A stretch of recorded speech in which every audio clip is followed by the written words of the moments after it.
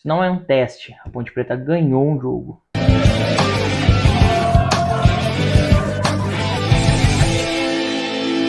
Bom, a Ponte Preta entrou em campo hoje diante da Chapecoense pela 22ª rodada da Série B do Campeonato Brasileiro, né? E conseguiu a vitória, surpreendentemente. Ganhou o jogo e consegue aí ampliar um pouco a sua distância para o Z4 nesse momento, né? A Ponte abriu 7 pontos de vantagem do Z4, tem ainda times atrás dela, como a própria Chapecoense, que tem um jogo a menos, o que pode ainda diminuir essa distância, mas pelo menos por enquanto a Ponte ampliou a sua vantagem em relação à zona de rebaixamento, que é o que a Ponte tem que se preocupar nesse momento. A Ponte Preta entrou em campo com uma postura diferente, né? Uma formação tática diferente, né? Entrou com um time mais ofensivo, num 4-3-3, ali com Kaique, Luiz Felipe, Matheus Silva, Fábio Sanches e Arthur. Um meio só com 2 volantes, o Leonardo e o Felipe Amaral, com o Elvis. E na frente uma linha de 3 atacantes, com Paulo Baia, Eliel e André centralizado. Eu achei interessante a opção no 4-3-3, eu até, quem viu na live de pré-jogo, eu até falei que eu tentaria um time desse jeito. Acho que faria mais sentido ter um cara para dividir um pouquinho mais a responsabilidade de criação com o Elvis, que é o próprio Paulo Baia. Ter um time talvez que empurre um pouquinho mais o adversário para dentro do seu próprio campo, né, que é uma coisa que a Ponte tem muita dificuldade, né, de ocupar suas linhas altas. E também a volta do Luiz Felipe, que é o que eu falei desde então, nenhum outro lateral foi efetivamente melhor que ele, né, que tenha justificado a saída dele do time. Mas a Ponte teve muita dificuldade no primeiro tempo, muita dificuldade. Achei o time muito bagunçado, achei que os jogadores não estavam muito cientes de quais eram as funções, de como foi distribuído, como seriam distribuídas as funções em campo, principalmente o meio-campo, na questão de cobertura dos lados, quando os laterais subiam ou não, qual era a movimentação, né, como era o balanço dos volantes. O Leonardo e o Amaral, por estarem jogando em linha, em vários momentos acabavam ocupando o mesmo espaço, né, o que deixava o meio-campo um pouco confuso.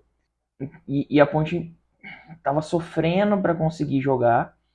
Logicamente, era um jogo em que a Ponte ia ter que tentar propor mais o jogo, né? A Chapecoense veio com uma linha mais baixa, um time que já naturalmente joga num perfil mais defensivo, né? E não seria diferente num jogo de 6 pontos, né? Como foi o jogo de hoje. Então a Chapecoense com essa linha mais fechada, essa ocupação muito grande do meio campo, tem jogadores da Chapecoense pelo meio que sabem jogar, né? Que sabem ter a bola no pé.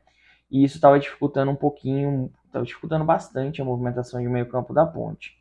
Mesmo assim, a Ponte ainda teve uma chance clara de abrir o placar no primeiro tempo, né? Teve um pênalti marcado a seu favor, o zagueiro subiu com a mão alta, desviou, pênalti para a Ponte, que foi muito mal batido pelo André. Muito displicente, a cobrança assim, sem responsabilidade. Ele ficou esperando o goleiro mostrar para que lado que ia se mexer, o goleiro não se mexeu, ficou esperando até o último minuto. Quando o André chegou na bola, ele não sabia o que fazer, bateu uma bola ali meia altura, fraca, facilitando muito a defesa do goleiro. Achei o André mal na partida hoje. Acho que hoje já é uma partida que dá para começar a qualificar o futebol do André, e achei que o André foi muito mal. Participou pouco do jogo, não sei se sentiu a sequência, né? Pode ser que já tenha pesado para ele um pouco a sequência, mas não gostei da partida do André hoje não. Achei que ele deixou a desejar, principalmente por causa do pênalti, né? Que, pô, o centroavante ele pega poucas vezes na bola durante o jogo, né? Às vezes o centroavante vai tocar 2, 3 vezes na bola o jogo inteiro. E aí, quando o cara tem uma chance clara, como um pênalti, né, o cara não pode desperdiçar da maneira que desperdiçou. Achei que bateu muito mal. E também bateu sem responsabilidade ali. Achei que foi um pouquinho displicente na cobrança. No segundo tempo, a Ponte voltou melhor. Voltou mais consciente do que tinha que fazer. Acho que o Pintado ali no intervalo corrigiu alguns posicionamentos, acertou alguns posicionamentos, principalmente dos laterais. Fez o balanço correto, né, de quando um sobe, o outro fica e etc. Porque estava confundindo muito isso, dificultando muito a movimentação de meio campo, principalmente pelo lado do Arthur, né, pelo lado esquerdo, que era por onde a Chapecoense mais jogava.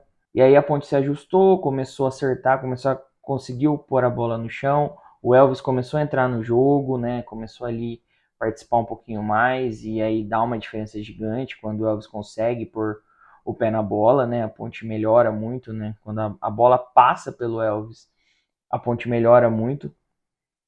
E a Ponte aos poucos foi chegando, foi tendo volume, teve algumas finalizações, assim, nada muito perigoso, nada que fez deu muito trabalho pro goleiro da Chapecoense. A Ponte finalizou 19 vezes, né, no jogo, mas efetivamente, assim, eu não me recordo do goleiro ter feito nenhuma defesa relevante no jogo, né? Acho que todas as defesas que ele fez foram de bolas fáceis, assim como o Kaique também foi pouco acionado no jogo, pelo lado da Ponte.